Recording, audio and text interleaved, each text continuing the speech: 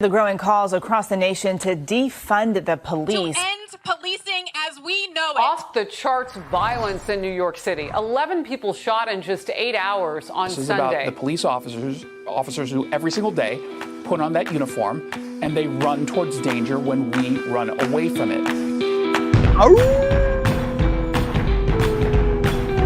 Guns up, get out. Welcome to the Failure to Stop podcast channel, the #1 show where police meet society and culture. Today you have stumbled in to Failure to Stop Breakdown Friday with myself and the easy, the breezy, the beautiful Drew Breasy cover girl. Good morning, Drew Breasy. Good morning. Good morning, Eric. Good morning, and back to you, John.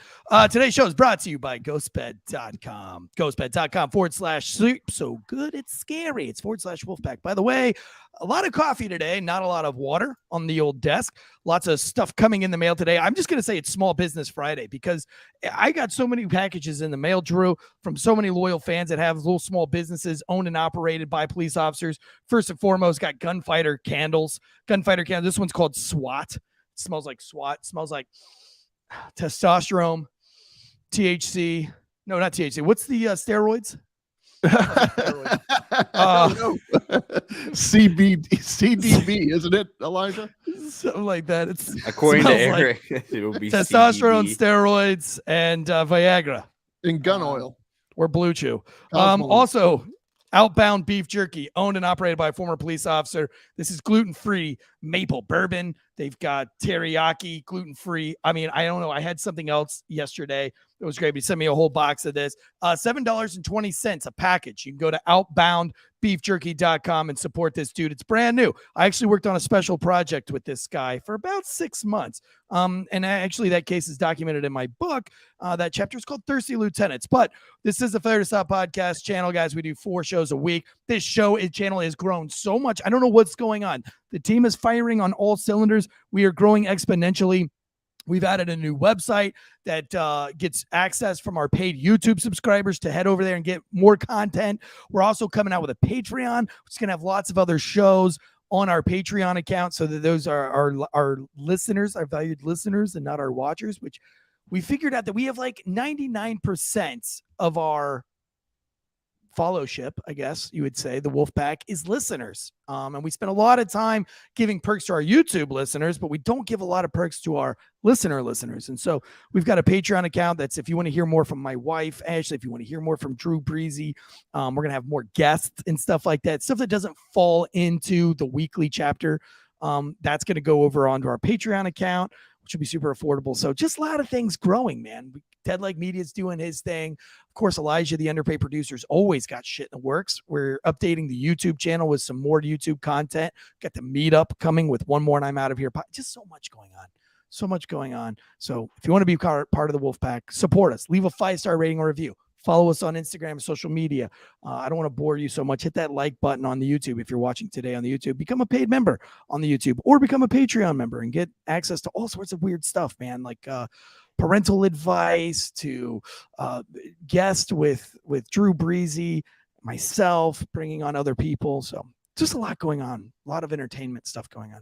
A lot of value. Look, mental health stuff, leadership, who knows? I mean, the possibilities are endless. It's not like we can't put this stuff on YouTube, but that's widely available for everybody. I mean, we just kind of want a platform where we can be a little bit more free and share what we want to share. Oh, and by the way, the stuff that goes on Patreon will already go to the YouTube paid members.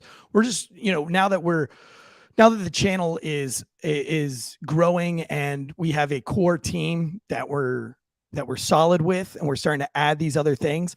One of the things that we wanted to add was more value to our paid YouTube members. And so that's why we're starting to do these private monologues on the website. We're having the website built out just for a private login for you guys. So it's a lot more than just the Discord. But with that, we've heard from the listener side that it's like, yo, you get a lot of perks for these YouTube folks, but like, what about us? So that's why we've got the Patreon. So what we do on Patreon will also go out to the private YouTube members. So it's not like, you know what I mean? You have to do both. We're not asking you to do both. Money's tight. We're not trying to break anybody either. We just I think it's a $3 subscription. Right. We want to have a community that's a community, right? That wants And to that, all that money participate with us. goes to more research, more development, to pay people like Dead Like Media, to pay people like Josh, to pay people like Andrea Uplay, to pay people like Drew Breasy, to pay, of course, myself, Elijah, the underpaid producer. There's a lot that goes into a channel like this. There's a lot of equipment. And so all that stuff just goes to making life just a little bit easier to expand. I've already moved not moved, I just moved my studio around to update it. So it's looking really nice. But that's enough shameless plugging. Do we have any reviews to get through? Oh, today's show, weaponizing of the DOJ. We're going to get into a lot of the stuff that the DOJ is not doing so hot right now. This has been a trend that's growing over the 8 years, and it's gone too far. It's gotten out of control. And it starts with, the Russian dossier. It continued over to the school board calling parents terrorists. There's a reason why, and we'll talk about the reasonableness of that and what wasn't reasonable about that. We also have the Project Veritas raids. We have the Hunter Biden laptop stuff that the Department of the DOJ, the Breonna Taylor. But now, more importantly, this whole truck indictment. What is the Trump indictment? Is it going to come to fruition? All that and more today. But first, do we have any reviews? No, we don't have any reviews that I've handpicked. Have them up. Did we already read these right here? Those were from last week. We didn't do reviews last week. Yeah, I think we skipped reviews last week. Oh, well then I 5 guess stars. I have them. YouTube is China. Go ahead, Drew. This is YouTube is China from back in March. It's a 5-star review, which we always appreciate. Excellent show. I found this podcast back in the Mike and Tansey era and have been hooked ever since. Drew adds a great dose of maturity to balance the juvenile antics of Eric and almost everyone in the live chats. Andrea is excellent and has a great back and forth with Eric's constantly in the gutter mind. John has been a great addition with Drew on the dispatcher nights, giving us a look at that aspect of first responder. In sum, keep up the great work and thank you for the entertainment and education. You're absolutely welcome. We do not read these reviews simply to pat ourselves on the back. We read these reviews because we found that our listeners enjoy seeing that if they took the time to go write a review, if they took that time out of their day to do it, they should be recognized for it, man. And it's fun to hear something that you wrote broadcasted live. People like that. Yes, That's why we do it. And it makes me feel good. This is from I'm not even going to attempt, but it's GOHG to That's FBI. That's total Fed. 5 stars and ghost bed for money. I'm a longtime listener since you started. I'm giving you 5 stars and bought a ghost bed recently, so you can afford to buy better internet. Thank you and stay hard. Yes. And I think my internet's doing very good lately. I've upgraded to 5Gs here. So. It's very funny that you say that because I upgraded as well, and I was having this issue with my internet for a while. Then I upgraded. Then last night at the end of the show, it just went nuts. Like mine it started tapping out, and then of course at the end, inside joke kind of, how the downloads go. So I mean, it was at 81%. Then 20 minutes later, it was at 82%. Yeah. Well, anytime that you're talking about the FBI, anytime you're talking about Department of Justice, anytime you're talking about corruption, boy, we just have these weird internet issues. No, I'm just kidding. I'm just kidding. I don't believe in conspiracies. Maybe either. Maybe I do a little bit though. Maybe just for the record. For the record, I totally support the FBI. Did a great job with all the things that they've ever done. The assassination of John F. Kennedy, totally support that. Great job, guys. Twitter files. Yeah, dude. Suppress my freedom of speech. Love it. Don't kick us off the internet. Yeah, please. Totally support you guys. I mean, just if you're going to can you just keep my upload speeds around 800 and my download speeds around 40? I, Drew Breasy, 100% support the FBI in all of their warrants. Drew Breasy. Address 4396 Bellevue, Florida. That's pretty close. Okay, so speaking of Bellevue, Florida, I listened to your show last night at the Comm Center. Great episode, by the way. A little bit disappointed that the case you guys chose wasn't chosen for Friday Breakdown because it was fascinating. It was a fascinating case of just how the DOJ is just out of control right now with the agendas at hand. The ideology that's trying to be pushed on everyone right now is insane. And if you're a cop right now, this is probably the most important episode that we'll ever do, because you're going to have to make a choice, guys. You guys are going to have to make a choice as law enforcement officers. You're going to have to do some critical thinking on the job before you decide whether you want to do going forward these things, man. These things that we watch happen during the COVID era, these things that continue to happen. And that's the slippery slope, right? That's the slippery slope that we've always talked about. You allow one of these things, you give an inch, they take a mile. We saw this in New York. Now we're seeing it with the parents versus the teachers. We're seeing it with all these different things. And this is just a small case that really didn't make the news. And John, I want you to fill us in on the case, right? This case was new to me until last night. But this is a great example of the Department of Justice using ideologies and what they're trying to push on everybody, this woke agenda. Right. This is a perfect example of it. I don't want to correct you. I have to update. This was not the Department of Justice intervening in this. This was the government of the state of Washington that was doing this. Well, sure. Okay, so it's using, I shouldn't say the Department of Justice. It's using law enforcement to facilitate. It's using political means to carry out criminal prosecutions, which is not only just a slippery slope. You have to look at this in this perspective. If you hate Donald Trump or if you hate Joe Biden, it doesn't matter. If we're gonna cheat to win to indict either one of them, we're all in jeopardy. We're all screwed. So this is the warning. Listen to every major attorney like Robert Barnes or Harmeet Dillon, and I understand they may lean conservative. And if you don't know, Mark Garagos, even, who does not lean conservative, whoever it is, they're telling you, listen, guys, Alan Dershowitz, if once you open this door where you've weaponized the Department of Justice or any state government or whatever to start enforcing laws or conducting investigations in the name of political agendas or political animus, we are all screwed. It doesn't matter if you're Democrat, Republican, or whatever. And you're so right, Eric, when you talk about COVID. It just snuck in under COVID. So then we start questioning, well, was there actually a need for an emergency? I mean, I get that we didn't know what we had on our hands.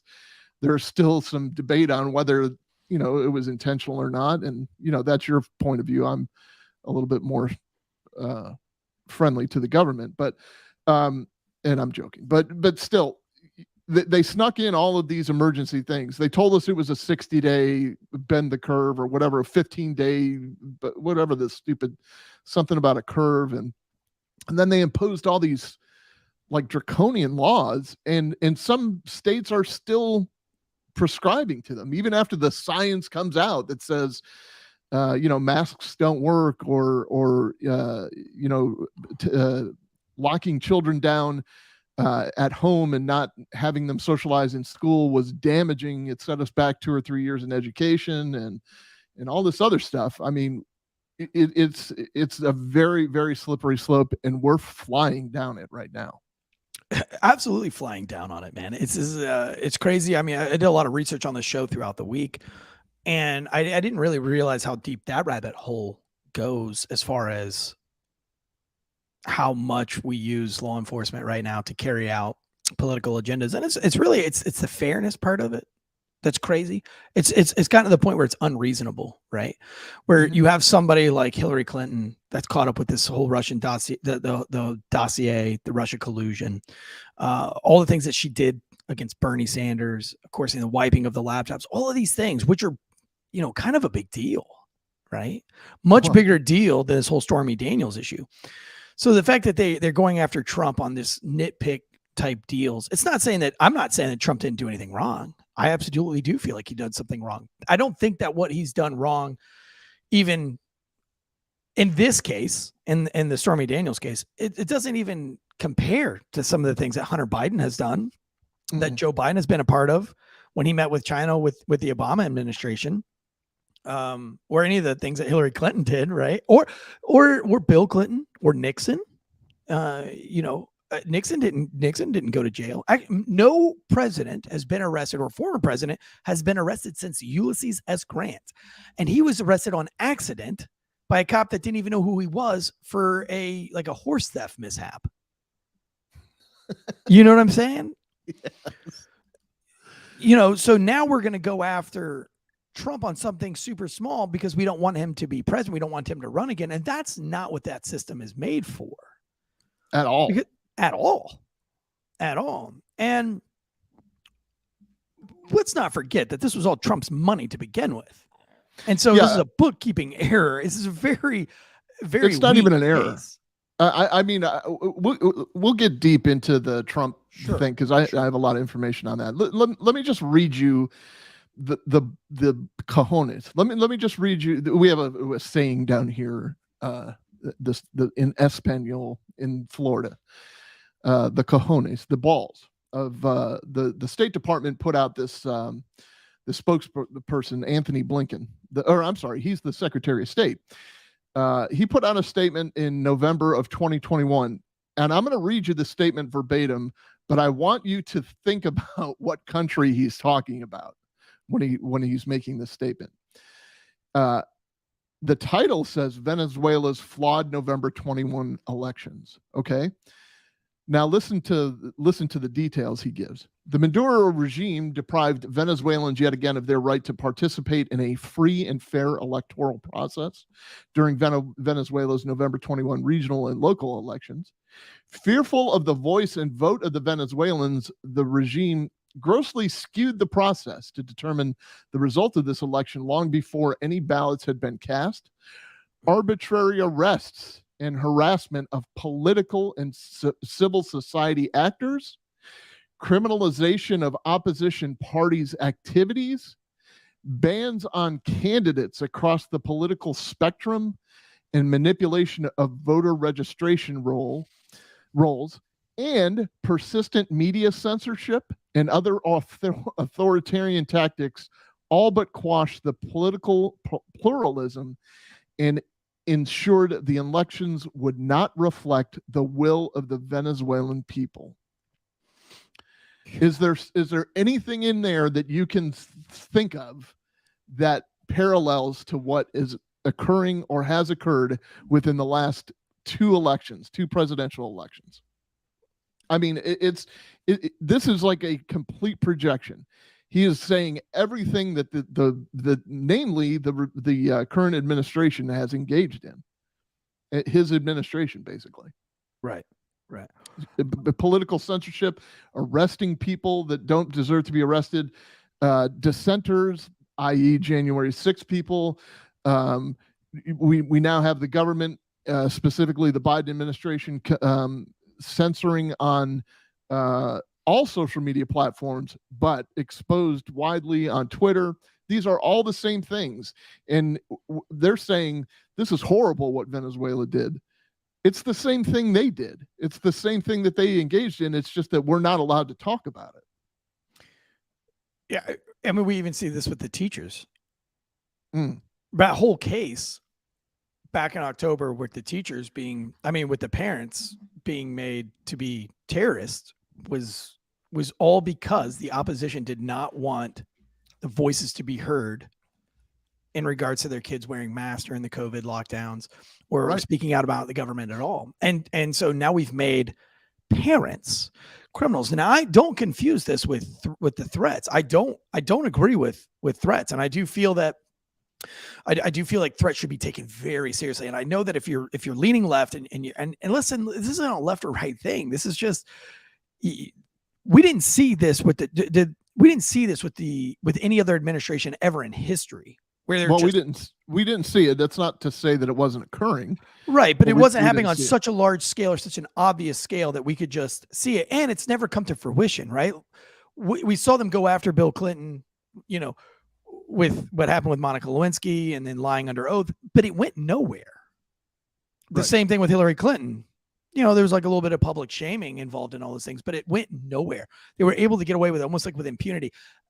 And I don't want to get off topic. I don't agree I mean, I almost agree with that now to a point. Like, I understand why they did it then, because it is a slippery slope. Had you arrested Bill Clinton, then there's going to be a lot of other people that have to get arrested, and they would just clean house, because nobody is perfect. And a lot of all of our politicians are disgusting, and they do disgusting things. So it's a slippery slope, but they do it to protect their grift. It's no longer about the representation of the people. There are a few that are representing us, that are truly there to represent us, and they quickly get quashed. They quickly get run out of Washington. They get their party, whether they're Republican or Democrat, does what they call primaries them. That the next time they're up for re-election, the committee of that, like the Republican National Committee or the Democratic National Committee, will dump a bunch of money into a candidate that they push to get that person out of office. They need somebody that thinks like they think, not that's there to represent Eric Tansey. Right.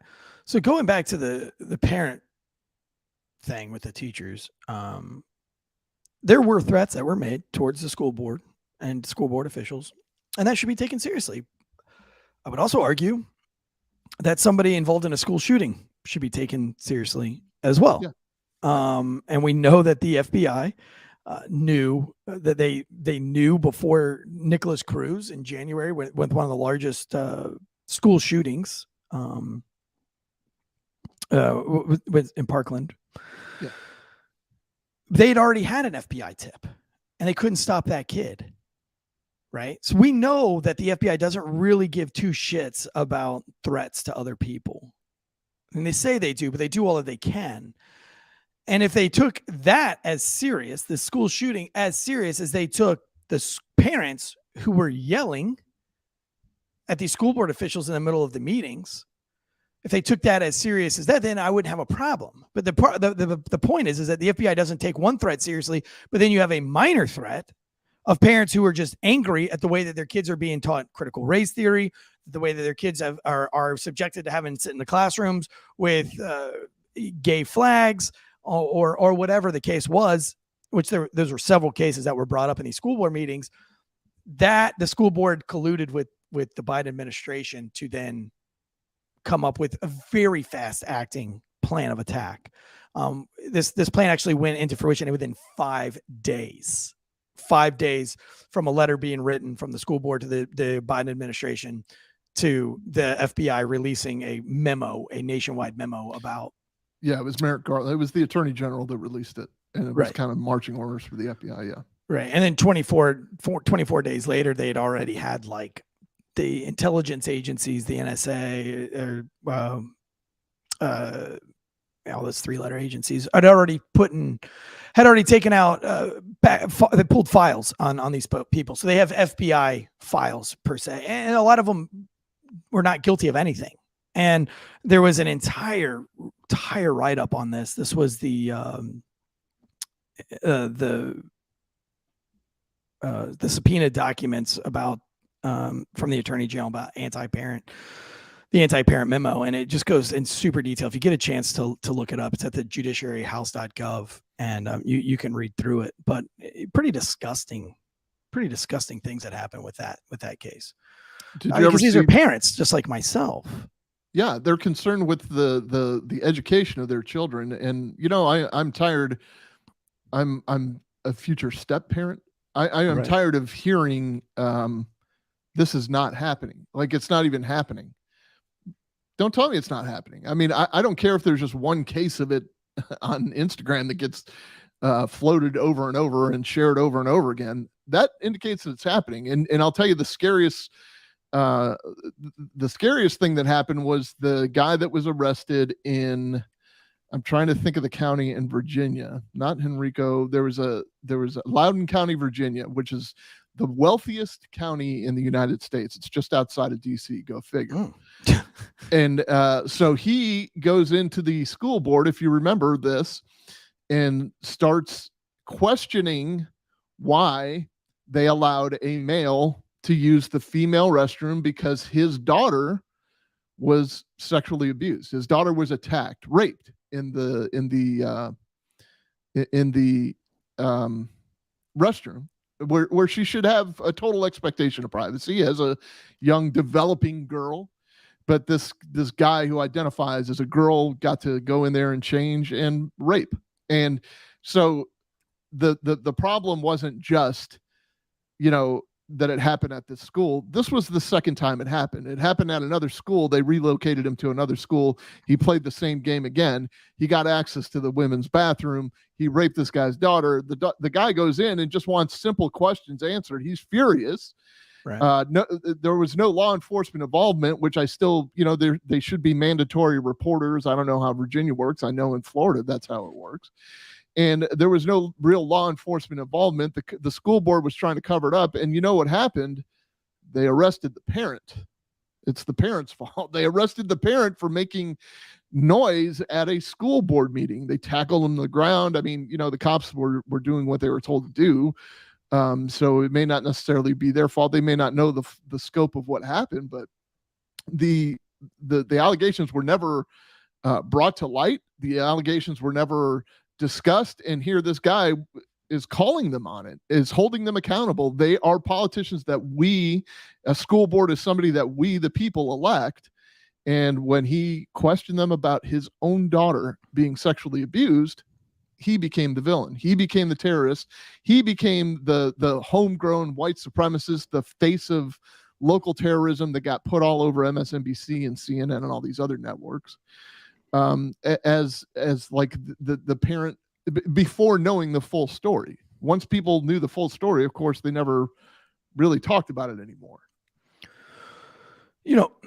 So what the point of this, why I bring up the parent teacher school issue is because it's a civil rights issue. What is the purpose of putting these people on FBI watch lists? Even the ones that didn't make a threat. So because a couple of people made threats, we're going to put out this statewide memo. We're going to take it very seriously. We're not taking seriously about these school shootings because if they were, how many of these school shootings did the FBI have tips? We see it for almost every single one that they had a tip. So we're going to take this one ultra seriously. We're going to hyper focus on a few of the threats, which is great.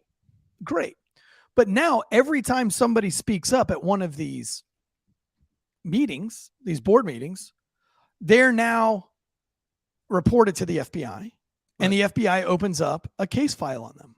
And a lot of things are discovered about them, and they forever have a case file. They're always on the radar. If you know that, and it's publicized, and it's put in the news, which it was, that's the whole point of a nationwide memo, right? It's not a leaked memo. Everybody's getting it. It is to subject fear. It's to put fear on those parents. Hey, just know if you go out to these school board meetings and you raise your voice, you're going to be on a watch list. And that silences a lot of people like myself. Thank God my kids don't go to public school. I thank God for that every single day. And by the way, my kids hang out with public school kids all the time. And I'll tell you right now, leaps and bounds difference. I don't, maybe I'm biased. I don't know, but watch my kid next to a kid his age that goes to public school is completely different. The things that they talk about, the things that they do, totally different. They're no longer educated. They are literally being indoctrinated. My son, when he plays with his friends, it's all about fort building, skateboarding tricks. The conversation is always about how do we cross the creek? How do we dam up the creek? How do we catch more crawfish? Okay, that's what my kids' conversations with all the other homeschool kids that he hangs out with, or the stories that I hear on the days that they don't get to see their public school friends, because they don't see public school kids during the week. Very rarely they do. But then on the weekend, the conversation at the dinner table is not, hey, what happened down at the creek today? It was, hey, Dad, what does bisexual mean? You know what I mean? So that's what public school kids are talking about. Bisexuals and trans, and they're talking about I've told this story before, but my kid was having a very deep conversation underneath a playground slide with a child, and I saw that my son's face was like the face of like, what are you talking about? And so when the conversation was over and my son kind of came back to the picnic area to grab some snacks, I said, hey man, what are you and homeboy under the slide talking about? And he says, he's just asking me some weird questions. And I was like, what kind of weird questions? Now, by the way, my kid was like 6, or 7 at the time. And he says, Dad, he asked me if I loved Donald Trump. And I said, oh, really? What did you say? What did you say? And he says, well, I don't love anybody except my parents. And I was like, okay, that's a fair enough answer. And then he says, well, do you hate Donald Trump? And I said, well, I don't know. What did you say? And he goes, I said, I'm not allowed to hate. I don't know. I'm not allowed to hate anything or anybody. My parents won't let me. And I laughed and I said, but it's a fucking great answer. And then I said, what happened next? And the kid said that he hates Trump. And I was like, oh, okay. And he's like, Dad, who is Trump and why does he hate him? And I was like, don't worry about it, dude. Fucking, and I would find some other kid to go play with. But that's the conversation that public school kids are having on playgrounds, is who they hate and who they love politically. That's fucking I'll tell you nuts, what, I dude. had an experience as a kid, and some neighbor kid tried to show me his penis. So if that says anything about public schools. Were you a public school kid? No, that was last week. Yeah, it was. No, I went to charter schools. So a little bit better than public schools, but now they suck. So I think that Elijah brings a good point. That's what this is about. What this is about is there are a series of conservative leaning people who are saying, hey, give us the money for education and let us decide where to send people. Let's let them go to Christian schools or charter schools or private schools, or how about we just bring back discipline into schools? Schools is a discipline. Even so, but the Democrats are funded by the unions, by teacher unions, and they cannot lose their funding. So like the National Education Association, all these other people, they have a very powerful lobby. That's who sent the letter to Merrick Garland, who in turn issued the edict to the DOJ. I mean, did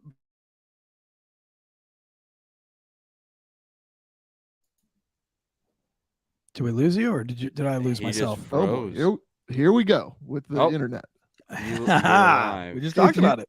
If you disband the union, then you've lost a chunk of your base. Like you're going to lose a chunk of your Democratic voters. Basically, even for a charter school, we didn't have. They had like our attendance day or whatever the heck it was called, and basically it was their way of telling the charter school, hey, we have this many people, and so we get this much money. So they had to please I think it was CMU was who their charter was through. So Central Michigan University had to they gave us all the money, so they still had somebody watching. So it's not much different than public schools at all. But there's a choice of where you could go. Yeah, right. That's true. So that's the difference too, because you're going to lose funding for a lot of inner city schools, or that's kind of the reality. I love that there's like this huge. By the way, the public schools, that was like a religious thing. Like that was created by like religious Christians. They formed a public school because they thought that everybody needed to go to public school so that everybody could learn about Christianity and God and everything like that. Like, isn't that crazy? Like, yeah, like school was made for indoctrination. It was created for that point. And I get that you have to have an education. I love that there's this like huge resurgence, like where homeschool is not like weird anymore. I mean, every single day we're meeting new homeschool people, or people that are calling us and saying that they're going to homeschool. What can they do? Is there any homeschool groups? Every single day I have a conversation about, hey, I'm going to pull my kid out of school. Just the other day, I talked to a woman who wanted to pull their child out of school early, and the school made them, they had to write why. And we had a discussion on that. And she said, well, and I said, what happens if you just put, because I want to pull my kid out early to go skateboarding with other kids? And she says, well, you'll start getting letters. They'll start sending you letters about attendance. They'll start sending you letters about, and she's like, I just don't want to deal with the letters. But it's your child. You should be able to pull your kid out of school for whatever reason you fucking want to. This is the very core of what drives me insane about all of this, Eric. Insane. Like,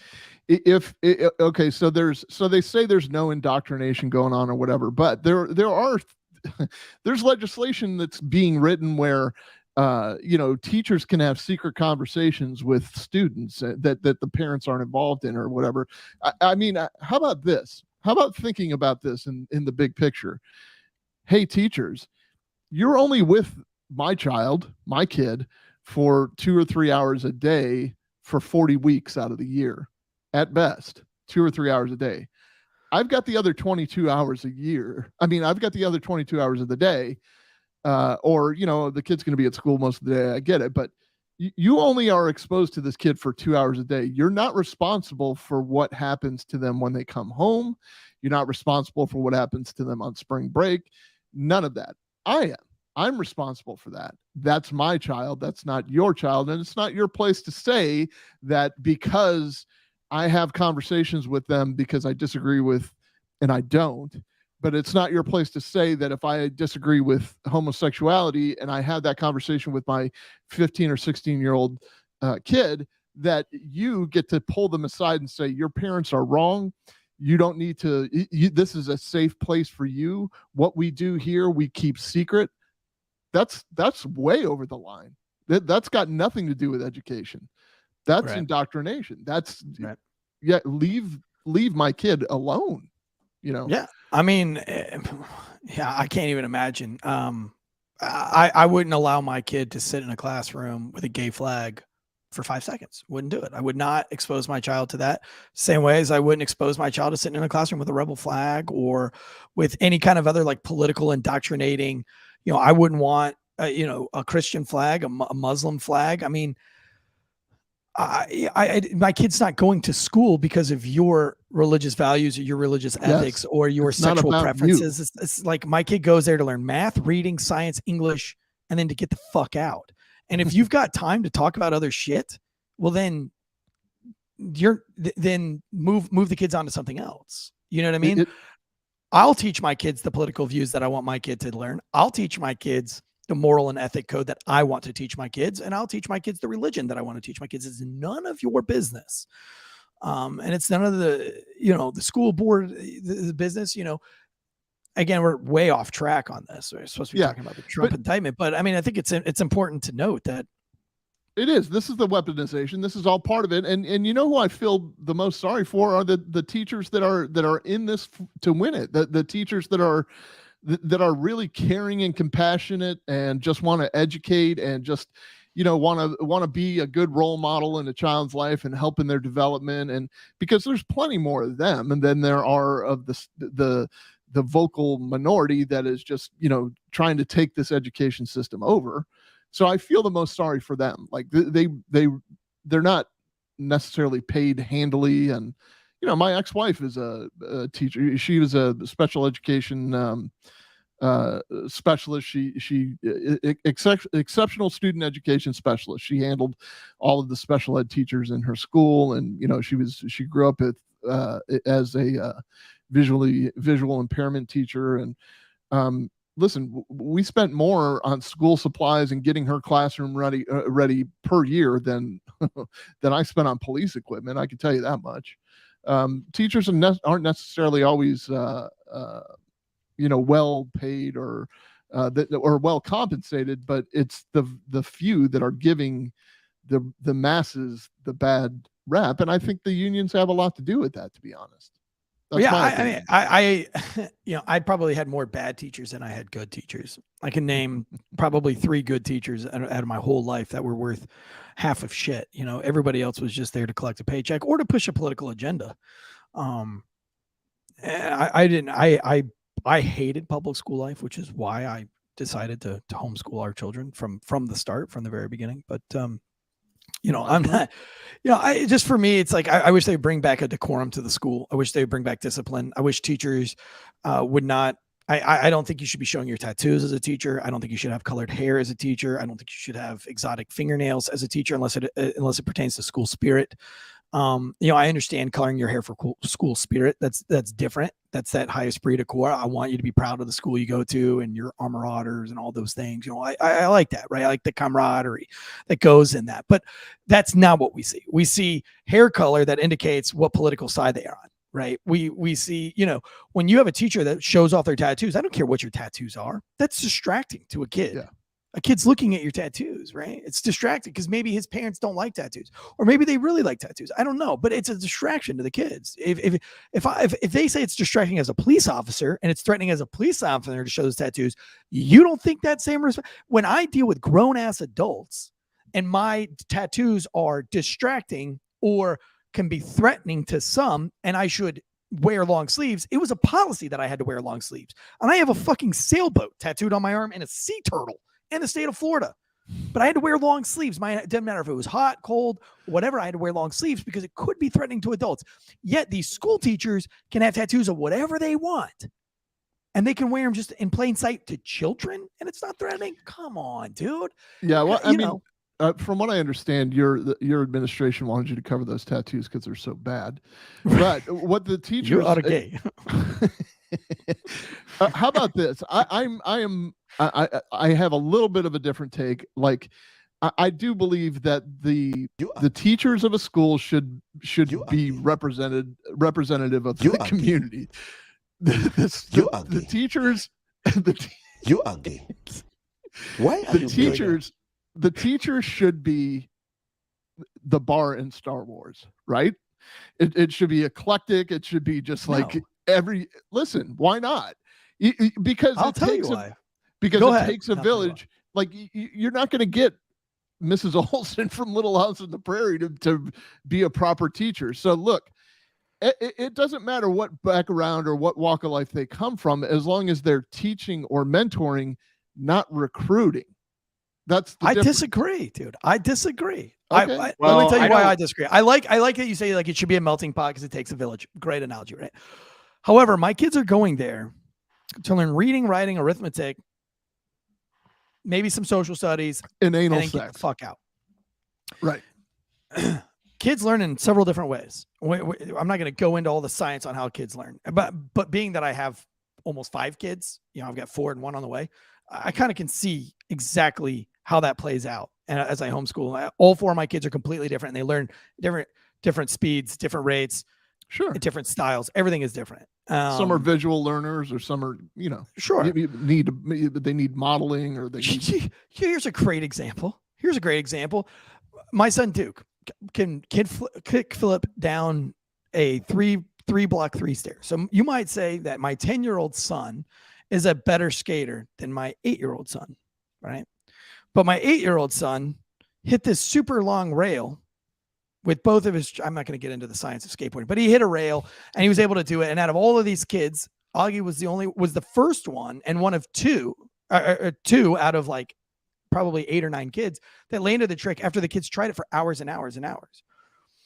So my point is that my 8-year-old learned a trick before my other son, who's older, but can also do bigger tricks. Everybody's different, right? Like everybody has a different balance, and just everything is different. So if you don't have a learning environment that is steady and that is focused, so like the military basic training and boot camp, right? All the drill sergeants leads by example. So their uniforms are perfect. They all wear the same attire. They wear their hats the same exact way. There's no uniqueness about drill sergeants. They all yell the same way. They sing the same way. Their hats are worn the same way. There's very little uniqueness in a drill sergeant. And that is because they want the consistency to be focused on the job at hand, shooting, moving, and communicating. When you sit in a classroom and you have paintings all over the wall, what happens to my 10-year-old son when he sees all the paintings on the wall? That motherfucker will not look at that teacher for 5 seconds. He'll be looking at all the paintings on the wall. Yeah. I want to interject and say that I'm kind of in between on both of these things. I feel like there should be more strict rules for people who are not in high school. But in high school, like, I had a super crazy liberal teacher, and he was probably my favorite teacher. He never brought that to the classroom, though, like his classroom topics. He wouldn't. That's not what he did. He taught what he had to teach. But you knew by the stuff. Oh, that's fine. Like maybe high school's different. He had stuff like that in his room. Not a gay flag, at least when I was there. But he never pushed that on students at all. Then I had teachers who heavily pushed that on students, but had a plain classroom and looked like what you're describing, Eric. I think that when you get into high school, the rules should kind of change. Sure, because you're getting ready. Like high school is getting you ready for college. Right. Exactly. So I kind of understand. And I guess like what I'm talking about is not so much geared towards high school. And listen, let's don't take away from, like, again, camaraderie and high esprit de corps of your school. So, when I went to middle school, but back in the day, I feel like my schools were that same way. Like the teachers really, they could try to be unique, but they really weren't unique. Like all my teachers wore collared shirts tucked in every single day. Most of my teachers, male, wore a tie. All the female teachers wore dresses, or, maybe on Fridays, I think they could kind of casually break it down. But there was a consistency in my teachers. And I think kids need consistency, especially in elementary school and middle school. They absolutely need consistency. They need to go to bed at a certain time. They need to eat at a certain time. I mean, consistency is huge when it comes to, I think, and maybe I know I'm not wrong, because look at the rates of anxiety. No, Jesus I totally would have agree anxiety with all the shit that kids have to put up with in school. I and changing of the buses, changing of the bus routes, changing of the cafeteria policies. No, I do see your point, Eric. Not only that, though, it's not just about the consistency in the classroom. It's social media. It's TikTok. Like, sure. There's somebody close to me that social media needs to die. That's how I feel about it. It's being in schools, like make it like vaping. outlaw social media. I mean, kids are getting their education from social media, and they're getting their indoctrination from the schools, and that's it should maybe be the other way around at best, because you should be able to limit the amount of exposure to social media. But parents have lost control of that almost. It seems like it's so everyday and commonplace. Hey, I want to acknowledge something real quick. Joseph Russo was in the chat last night, and we had a very controversial case. I can talk about the case if you want, Eric, in a minute.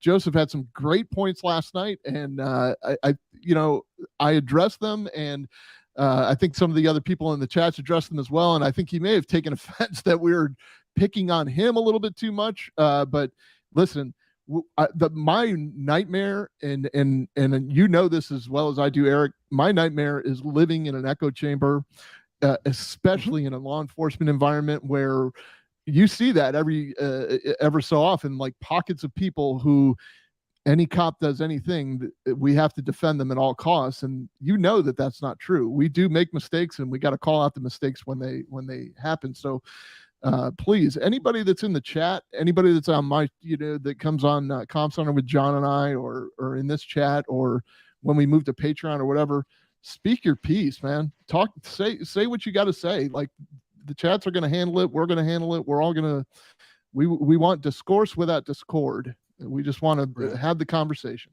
Well, that's just called my being biggest a nightmare. Responsible adult human being. Yes. What's that? Just having a disagreement doesn't mean that you should not say anything. Just don't be a dick. Dude, I fucking disagree with people all the time. I disagree with Drew on a daily basis. Yeah. Andrea, disagree on tons of things. The only person I agree with 100% of the time is my wife, and that's just because she's the smartest person in the room. So it's like, if she says something, I'm usually like, I should probably agree with that, because she's probably done so much research before she even said it. My nightmare is waking up not on a ghost bed. My nightmare is coming home from a long day at the skate park, a long day podcasting, a long day working at my distillery, a long day after writing a book, all of these things that we do. I'm afraid to go home and there not be a ghost bed waiting for me in my bed chambers. Right now, GhostBed is offering 50% off all bundles, plus 35% off statewide. We're going to 50 freaking percent here, guys. The Wolfpack, the code right now is Wolfpack. It's a higher discount, 40% off site-wide. I'm sorry. Used to be 35% off site-wide. Now it's 40. Now bundles are 50% instead of 40. So everything's bumped up by, up to 5%, up to 10%. A lot of math here. All bundles are 50% off. Let do the math.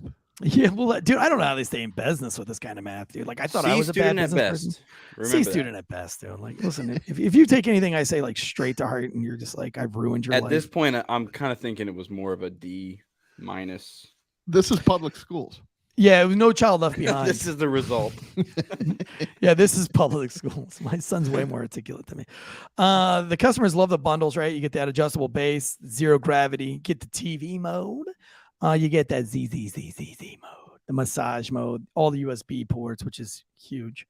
The most popular combo right now is the Split King Luxe mattress with the adjustable base, dude. All that bundles, man, 50% off. So if you're in the market to get a bed, now is the time. Normally they don't roll this stuff out until like Christmas. Very odd. Also, I think it's because we signed on for a whole nother season and they're pretty stoked on that. Ghostbed is the best, dude. They love law enforcement. They love first responders, and they love, because I think we're like one of the only podcasts that like you guys put that shit in the reviews. You guys post shit on social media. Like Ghostbed has really become this like iconic first responder brand now. And I think fucking Ghostbed just loves it so much that they're like, let's just keep going, dude. Let's 35% was cool. Let's make it 40%. See how stoked these guys get with that. So, head over to ghostbed.com/Wolfpack. I want to jump into this whole, I know that we're burning on time here, but I think it is important. What's going on with this whole Trump thing? What is he actually being indicted for? And it's stupid. Okay, well, I think it's stupid. Okay, so it's a state charge in the state of New York, first of all. Okay, and what they've done is they've said that it's the statute of limitations has run on this charge. Okay, we're all familiar with statute of limitations. It's 5 years for most. It's 18 felonies. years old, right? No, what do you mean? Statute of limitations. That's 18 years old, right? Yes, that's the age of consent. So the statute of limitations is run. This is a 7-year-old case already. Okay. Let's take a stroll down memory lane. Stormy Daniels. There was the height of the campaign. Donald Trump was already in trouble with women, basically, because of what he had said on when he was recorded, and Billy Bush leaked the recording or whoever leaked the recording of him saying grab him by the pee and all this other stuff. So and he called it locker room talk. So he was already in trouble with women.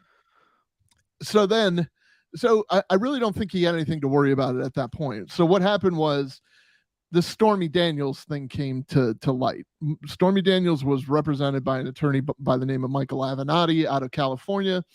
And there is allegedly a whole sect of attorneys whose business it is to extort people. You get the video, you get the picture, you go to the person and you say, hey, for a non-disclosure or a settlement, out of court settlement, we'll keep this quiet or whatever. So potentially that's what happened in this case. The issue is everyone seems to think that he was so concerned about his election that he ordered Stormy Daniels to be paid this money to keep her quiet. The great legal minds that I have listened to, and it is my opinion, he wasn't worried about Stormy Daniels or any elections. So to stretch this into election fraud is BS. He has a good defense by saying, no, I was a little bit afraid of Melania getting this information. So Stormy Daniels came out and said there was no affair. There was no affair. Her Avenatti, her attorney, stole all of her book money. She got her $130,000. What happened was Michael Cohen, Donald Trump's attorney at the time, for that matter, took out $130,000 from his home equity line of credit. He paid Stormy Daniels through a third party or however he paid. His bank, if you don't know this, if you do a transaction over $100,000, your bank is required by law to submit a suspicious activity report. Suspicious activity report. It's called SAR.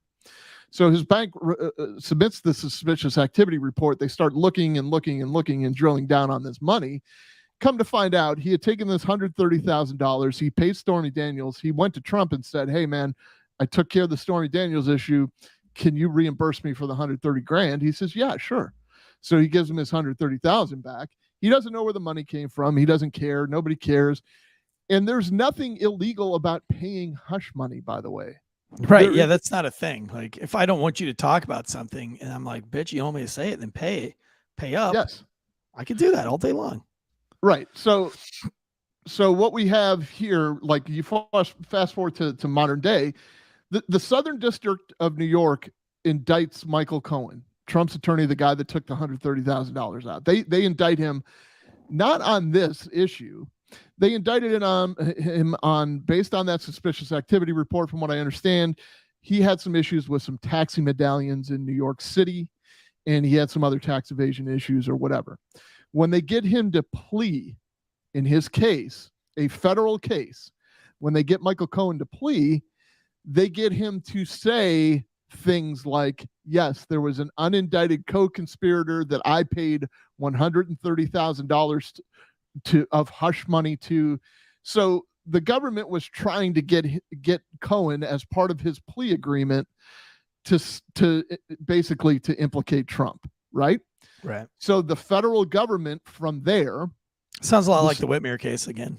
Yes, exactly. So the Southern District of New York looked deeply into that.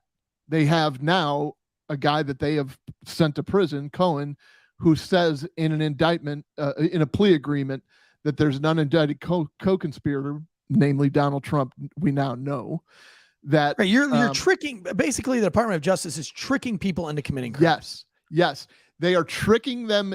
And some of the, I'm telling you, some of the attorneys that I listen to, like podcast wise, like Mark Garagos and all these other guys, they'll tell you, yes, the U.S. Attorney's Office is like, when they have a case, they just have a case. Like, you're just going to have to figure out how you're going to plea or why you're going to plea.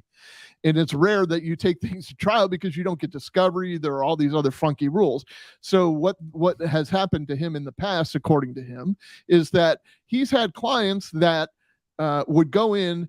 The government says, okay, here's your plea agreement. You're just going to have to read this in open court. And they read it and they're like, I'm not reading this. Are you out of your mind? There's either lies in here or there are things that I don't want to say in open court. You know, like just imagine, Eric, you and I are in the mafia, and I say, okay, I'm going to plea to my charges. Go ahead, U.S. Attorney, give me the plea agreement. I'll read it in open court. And I open it up and it's like, well, Eric Tansey has killed 7 people. And wait a minute. You don't want to say that. That's not right. Unless you have direct knowledge or okay. Right. So this is what happened with Cohen. I don't know if I went too deep on you on there, but this is what happened with Cohen. He became an unindicted co-conspirator. So they looked deeply. The Federal Elections Commission looked deeply into this. Everybody wants Trump's head. There's no Kathy Griffin wants Trump's head. Essentially, it's like following a car that's on a trip to Florida. Yes. From North Carolina and just waiting for it not to use its blinker, waiting for it to touch left of center, waiting for its tires to be bold. I mean, you follow a car long enough, it's going to fuck up somewhere. Right. The problem is he is the safest driver because he's smart.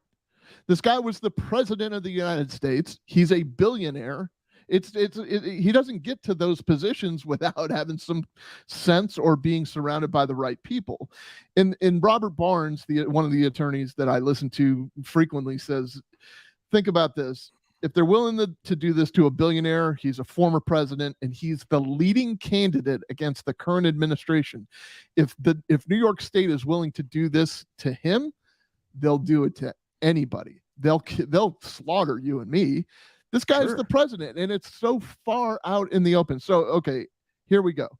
There is a New York state law that says, it's a record-keeping issue that you can't falsify business records, which is what they're hanging their hat on of this thing. They are conflating it with a federal elections violation, which bumps it. I'm sorry. They're conflating it with a state of New York elections violation. So what they're saying is that $130,000 was, yes, a record-keeping error, but in New York State, that also violates our election law. The problem is, and the problem the grand jury is probably having right now is, Donald Trump didn't run for office in New York State. Donald Trump ran for office as the president of the United States under federal election laws. And the Federal Election Commission already looked at this and they declined any prosecution. The Southern District of New York, the U.S. Attorney's Office there, who has the most to gain by indicting Donald Trump, declined prosecution in this. Everybody has declined prosecution in this because the statute of limitations is run and there's nothing there. And it's a weak case. It's a weak case. that most people don't really give a fuck about. Obviously, he didn't give a fuck about it because everybody knew that he did it and still voted for him anyway. So let's look further at the weaponization. You got now Mar-a-Lago still floating around there. Let's start. If you want to start with weaponization, you got to go like with the whole Russian dossier, which got all the warrants for Trump Towers and the whole 9 yards. That was completely. Yes, he and Carter Page, like the U.S. government. First of all, that was campaign funds.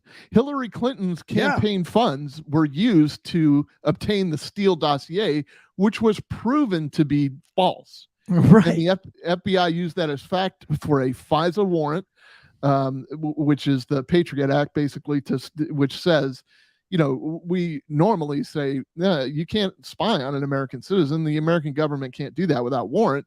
Well, the Patriot Act came after 9/11.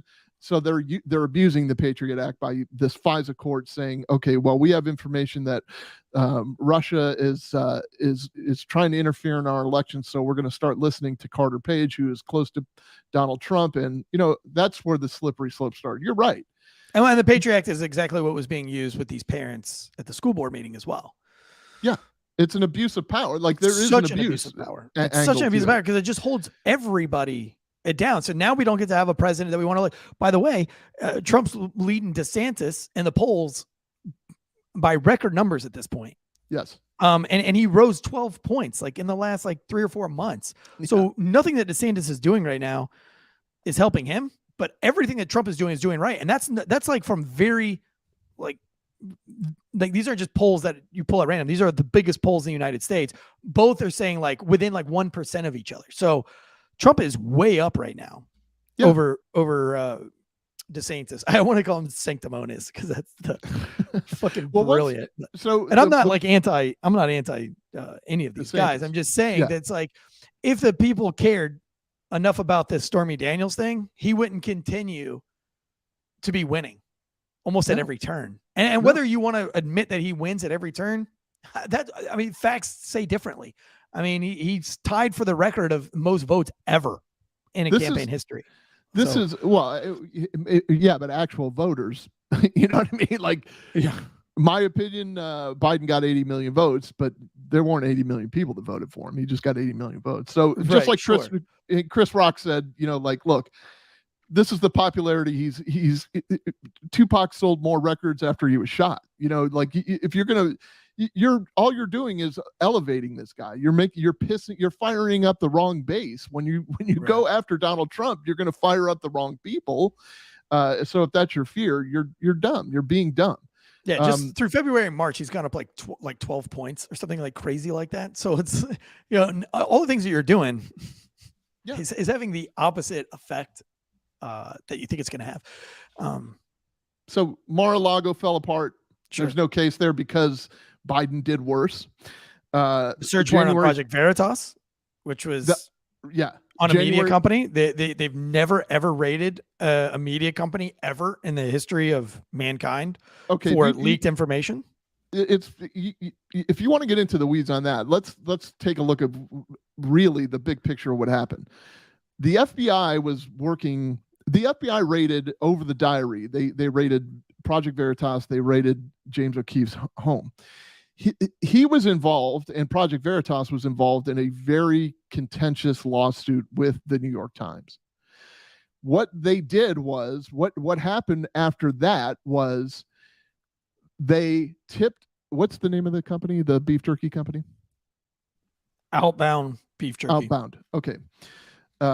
So what they did from there was the FBI leaked the information to the New York Times that the raid had taken place.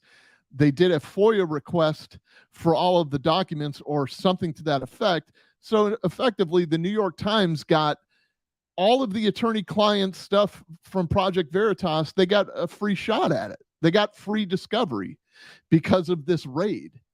So the New York Times used the federal government to protect themselves from the lawsuit against Project Veritas. It was unprecedented. Like, you're right. Nothing like this has ever happened. But there are like deep, deep levels of violation within that. that they Right. just skirted around, like that no American should have to be subjected to. And then we also move on to the Whitmer case, which we're seeing that play out before us in lifetime. I mean, I can't think of another case where there were more FBI agents impersonating bad people than there were actually bad people. You're taking 4 FBI agents to go after a very poor, crazy fucking wackadoodle in a trailer and arming him to commit a crime. If I go to a crackhead and I give him $10,000 to go buy drugs, the motherfucker's going to go buy drugs for me for $10,000, but he would not have bought those drugs had I not given him 10 grand to go do it. It's an form of entrapment. Yes. It's a huge form of entrapment. So when you use the FBI to create a kidnapping case, it was their plot. It was their idea that they put in this dumb redneck's brain. So they convinced him. It would be like me going to a massage parlor. You told a great story earlier. And I coerce her into giving me a hand job as a cop. Like, come on. You can make an extra $50. All you got to do is tug my penis. You know what I mean? That's like entrapment. She would not have tugged my dick had I not begged and pleaded and offered tons of money. Now, if I go into that massage parlor and I say, can I get a rub and tug? And she says, sure, let's go. Like, that's a different story. But you can't entrap somebody and you can't make somebody commit a crime. Right. You have to let them commit that crime on their own.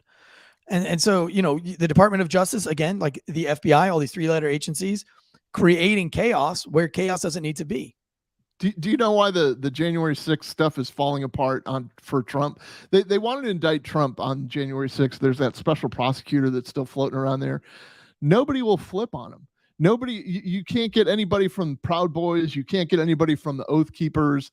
Nobody's turning informant, and they're just putting so much pressure on these people. There was an interesting podcast I listened to called Reasonable Doubt. That's the one with Mark Garagos, and he had the attorney for some of the Proud Boys on there. He's specifically representing one of the guys who was doing work for one of the organizations. It was either Oath Keepers or Proud Boys. He is in no way, shape, or form a white supremacist. He's a black male.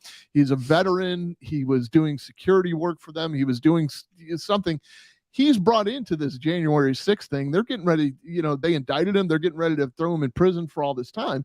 He's got nothing to do with nothing, but they're trying to put enough pressure on him to flip, to say that Donald Trump is the one that coordinated this entire January 6th thing, and it's fallen apart. It's fallen apart at the seams. Then you add the Tucker Carlson stuff in there with Jacob Chansley and all that other stuff. But even when it falls apart, they just find a way to bring it back just a little bit at a time. It's like Breonna Taylor. That whole case fell apart. Oh, geez. They waited a couple of years, and now they're coming up with even crazy stuff. Like they would never, the Department of Justice would never give a shit about a case like that, except that it's politically necessary for them to, it's the same with the Whitmer case. Like they were desperate to get their namesake back or to, because it's personal to whoever it is. It's personal to them. All this stuff is personal to them. And so where do we suffer? As the American people, we're now almost at the same level as Venezuela is. Right? We've been making fun of Venezuela on several TV sitcoms, and Venezuela's political system has kind of been the joke and the laughing stock for a lot of our comedy that we see in American TV. We are that now. We are that. We have this intense voter confusion. You have voting things that nobody thinks is reasonable. Nobody thinks that these mail-in voter fraud, these mail-in computer ballot things is a good idea. Everybody would say you should go back to the old ways of doing things. And by the way, the old things were more efficient because we could tell who won an election within 12 hours. Now we're 12 months in, still counting in some states. You're muted. True. Sorry. Go ahead, buddy. You're muted. That's in Arizona. That's what just happened. There was a victory in the Kerry Lake case last night or the night before, where the lower courts are going to have to look at the signature issue. It's not over. It's not over, and this is crazy. So we're all going to suffer from this, but we really have to think, right? We have to think critically on this. We all wanted Hillary Clinton to go to jail. We all wanted Hunter Biden and stuff to go to jail. But once you start putting politicians in jail, that's a whole nother slippery slope, because you have exactly what is happening now. They're going to start nitpicking and following that car from North Carolina to Florida and wait for it to make a mistake just so they can throw it in jail. That's why they didn't do this shit for 100 years. But there was also like somewhat of a decorum, somewhat of a reasonableness. Like people weren't going I mean, maybe they were John F. Kennedy, and maybe they did go the distance. But with Nixon and things, there's a reason why they don't throw these politicians in jail, because it's a very, very slippery slope that you go down. Now, I've said in my stand-up comedy routine here recently that when you try out for special operations, when you go to selection, it's a very long process. And even if you make it through the physical parts of special operations or special forces training and selection process, you go through an FBI background check, and they background everything. And they go through with a fine tooth comb. If they go and they pick a rando out of the yearbook and they say, hey, how was Tansey? Oh, he was a radical nutball who did this, this, and that. And they would be like, oh, really? And then they would go and investigate that. And then they would keep going down the line. And then they would bring me in, and then they would question me about it. In what's called a murder board. They would have a whole bunch of people just hound me and see how I react to those things. And they would also get the opinions of the ex-wife, the ex-girlfriends, the now girlfriends, the now wives, the moms, the dads, the stepmoms, the stepdads. And they get a totality of the picture of what kind of person you are. They show you pictures of what you've done on social media to see how you react. But I will tell you this right now, that if there was a video out where you looked at a camera, a national television camera, and you said, fuck them right in the pussy, on live TV, you would not be allowed to be in special operations. They'd be like, that's too much.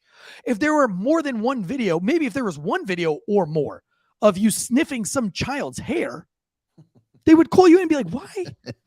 This is weird, right? This is weird. Why were you sniffing a child's hair? Why is there like 5 fucking videos of you?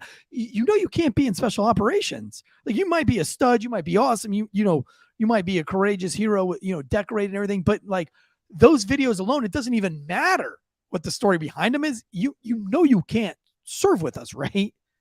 Did I see correctly that Hunter's laptop has information about him having sex with one of the Obama daughters? And I mean, that's one of the conspiracies. There's like a credit card seen in the picture that has her name on it. It's a black female with the same type of hair.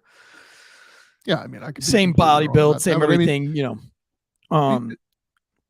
Yeah. But my point being is that we have no selection process for our politicians. None at all. And the proof of that is that was the New York Republican who lied about his parents being in 9/11. Oh my God. Who lied about lied about his homosexual affair on his wife and these payouts and all these things. Like, it doesn't matter if that's a criminal thing or not. If that was a background check done in your special operations FBI investigate your security clearance there, your top secret security clearance, they'd be like, dude, that's too much. That's too much information. We cannot, we don't know what's true and what's not true. And we're not going to get into all that, but just the point that you're that publicized and you have that much stuff going on, we're not going to take that chance, because if you ever get captured, it's all going to get used against you.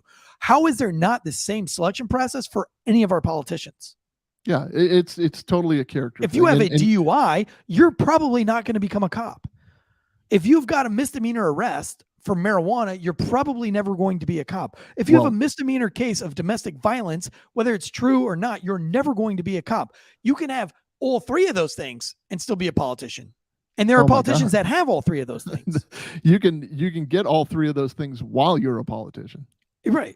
So, this is if we're going to go down the route of weaponizing the Department of Justice, then we need to have a standard. And then each one of these politicians needs to meet that standard, which is not, because we're pulling our politicians from family lineages, the Bushes, the Clintons, all of these fall in suit to very long family ties. And that is why we're making room and we're making excuses or to allow these politicians to get into office, even having these crazy bad backgrounds, plagiarism from Joe Biden, when he plagiarized and wasn't allowed to, if we clean house and get rid of these old time family generational politicians, and we start saying, okay, if you want to be a politician, you have to meet a standard, and it should be the same standard of being a Green Beret or a Navy SEAL, honestly. Term limits. And you should have some sort of term limit. Correct. You can be on a team for so long. But there's got to be some kind of common sense, and there's no common sense, and the common sense is even getting worse now that we're allowed to take somebody who doesn't have common sense and we're allowed to weaponize that.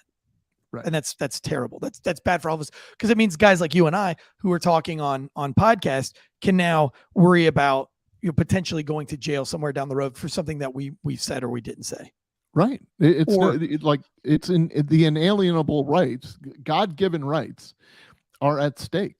And think about these school board people who have an FBI file out on them just because they were the most outspoken. Not that they did threaten, because the majority of these people did not ever threaten anyone. They were just threatening. They were just threatening because of their loud voice, right, and their shirts that they didn't agree with, or their political T-shirts that they were. Or they bang their chest on Facebook. Like all of a sudden, that's what I mean. Like that's not allowed.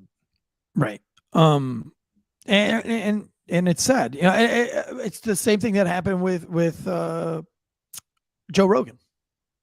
You know, there are people out there who absolutely hate Joe Rogan that have never heard one single episode exactly of his podcast, and they cannot tell you why they. No, I refuse to listen to his podcast.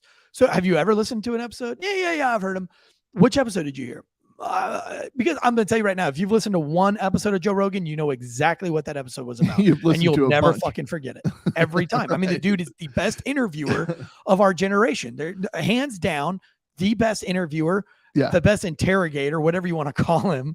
The dude fucking is magical. He's smart.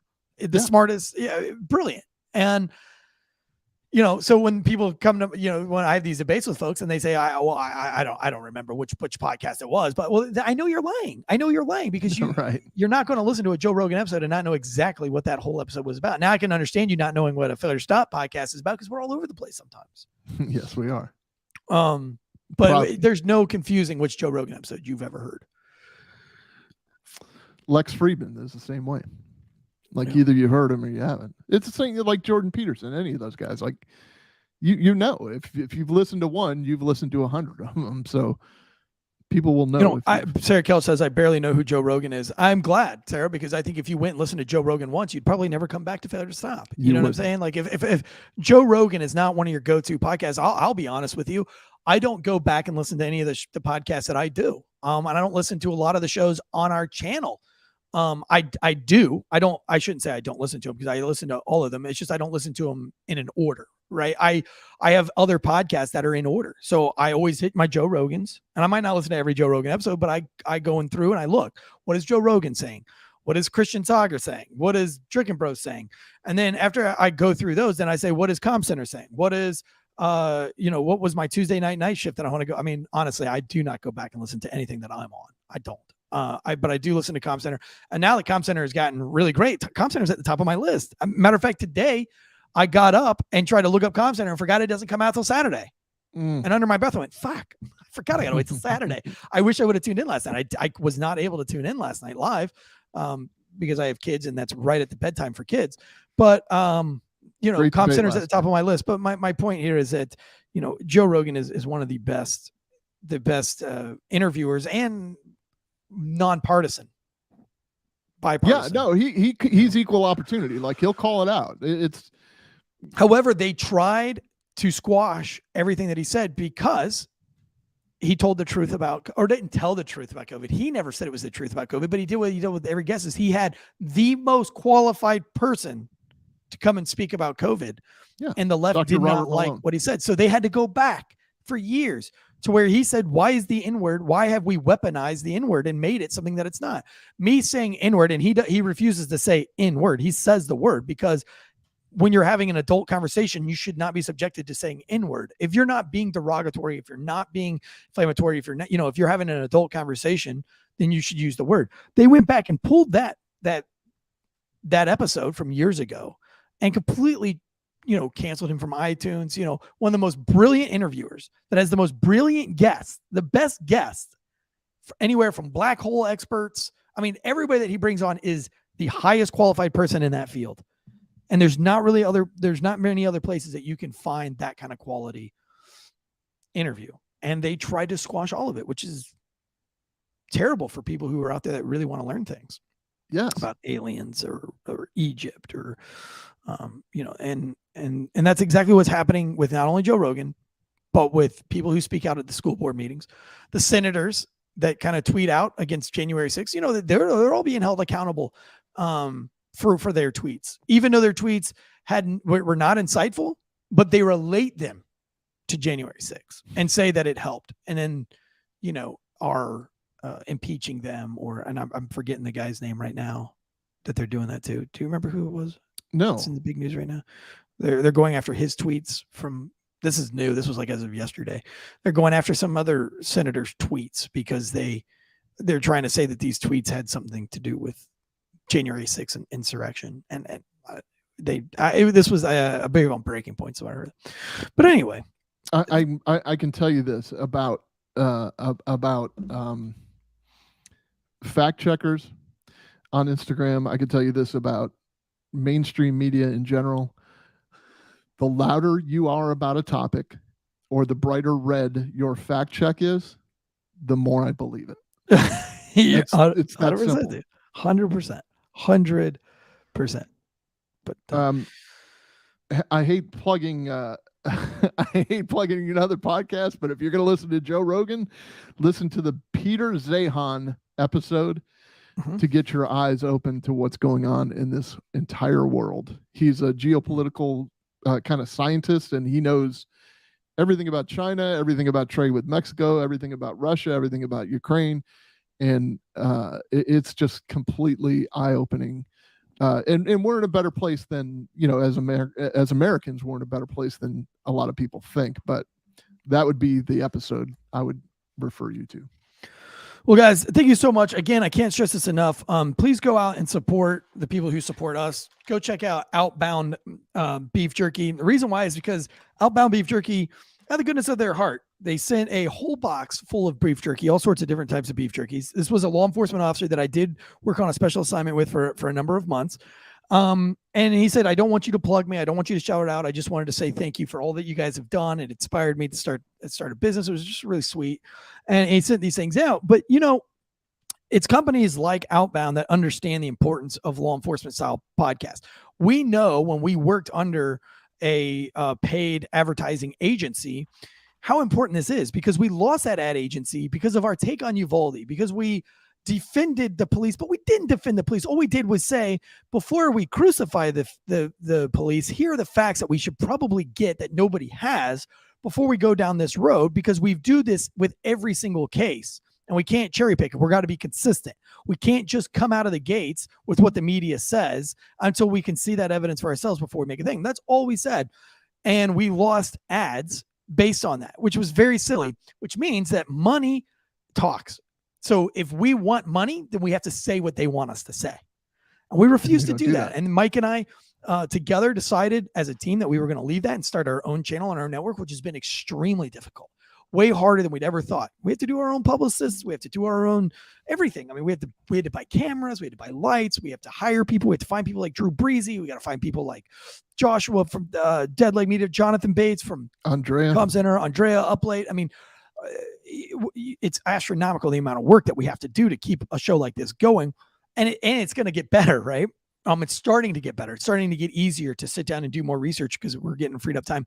But it's guys like Outbound Beef Jerky that are going to support shows like this, that say that, like, hey, I was at ex-law enforcement. I understand what you guys are doing, and I want to support you and support the show. And so I want to support them. And they did not give me any money. All they gave was a really nice note and a really big box of beef jerky. And so, if I could help, if I could say anything to these guys, I would say, please go and follow it. It's a brand new company, Outbound Beef Jerky. The beef jerky is awesome. The packaging is awesome. You can order online. It's $7, I think, and 20 cents a package. They're bigger packages than what you get at the store. The beef jerky just fucking tastes better. And it's got all this healthy stuff. This guy's an avid hunter, an avid fisher, was a great cop. He wasn't a yes man. He is in the book under Thirsty Lieutenants. And so you can actually kind of get a picture of what this guy was like, according to me. So Outbound Beef Jerky, and we really appreciate it. I'm holding you to it. Send me some of that Outbound Beef Jerky. What do you want? You want the let me see what we got real quick. We got teriyaki, we got garlic ginger. Ooh, that sounds good. Jamaican jerk. Don't be a jerk. Jerk. I got more bourbon. Bro. Pick one of those and put it in the. No, because last time I gave you something that was like had the word liquor in it, I broke your sobriety. Yeah, you kind of did. Double garlic teriyaki. Double Wow. garlic.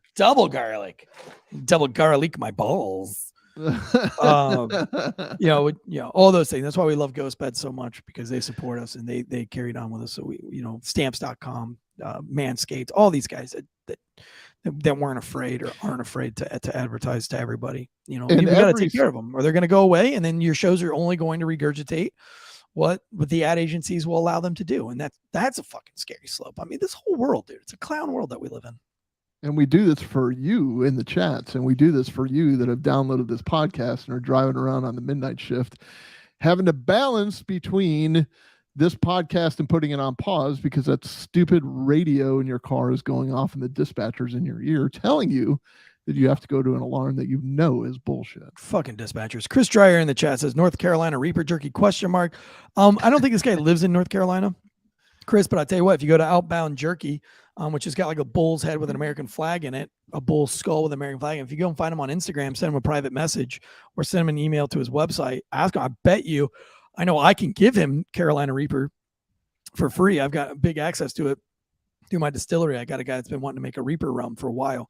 So if he's willing to collaborate, if he's willing to do it, man, if he wants to do a rum, because he's got the maple bourbon beef jerky, maybe we do an instill rum, like we do like a rum beef jerky, give rum some love out there. But I bet you if you message him, there you go. There's his website. I bet you if you message him and give him some ideas, I bet you he'll come through. He just seems like he's that kind of guy. So as a law enforcement officer, though, let me leave you with one note. Before you start enforcing these laws, if you're an FBI agent, and listen, we've got an ATF guy. I mean, we've got tons of 3-letter guys that watch this show, tons. A number of ATF agents, even though I shit on the ATF a lot.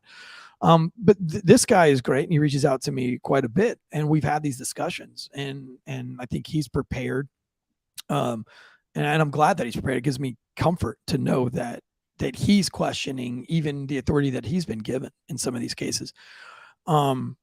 And at the end of the day, you've got to do your job, but you got to do a good job. But you've also got to remember that you did take an oath, and you've got to understand that. How far are you willing to go? I always like this analogy, even though it's, a lot of people might disagree with it. But if you just look at it on its face, just bear with me and listen to it. In church, when they teach you about sex, right, and they have like this line, and you start holding hands. Well, then, that's first base. And then you're going to try to go to second base, and then you're going to go third base. But it all starts with holding hands, which is a very innocent thing. But that's where sex starts. As a young adult, sex always starts with holding hands. And so once you start holding hands, you got to realize that you're heading down a slope that's eventually probably going to lead to sex. I know that's funny. It sounds silly, but it's true. I haven't found anything that's not factual about that statement. And what we're doing here, though, as law enforcement officers, with the COVID breakdown, with the COVID lockdowns, with these warrants that we know that are not warrants, we know that we're not supposed to. We use discretion. We're taught discretion, and we know that sometimes, like, discretion is a very important thing, and that's why cops have discretion. It's because sometimes it's important to do the right thing, and the right thing is sometimes it's in the gray area of what's right and what's wrong. And so you've got to know what your line is. If you're going to start holding hands with the government, where do you stop? You say, I need a hard line stop because I'm not going to do this. If that's your, belief. So as an officer, you need to tell yourself right now, come up with a thing. It's like, hey, if I know that I don't want to get pregnant while I'm in high school, so I'm going to hard line and I don't go past making out, and you got to stick that. You got to have that hard line, because if you don't, you're going to be, you won't be in a bad way. So as law enforcement officers, you need to ask yourself, where am I willing to draw the line for the government? I'm watching that TV series I talked about on last call, that Last of Us. Second episode's trash. But all the other episodes, the third episode's, got a lot of points to it, man. As far as like pandemic and how law enforcement officers treat people.